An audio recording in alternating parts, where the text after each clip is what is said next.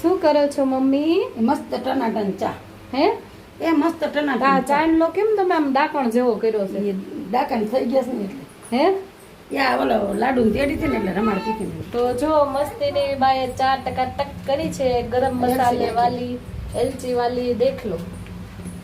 આદુ નાખ્યું છે, મેં તમારા બા કપ ને આદુ જો આ બધું નાખ્યું છે.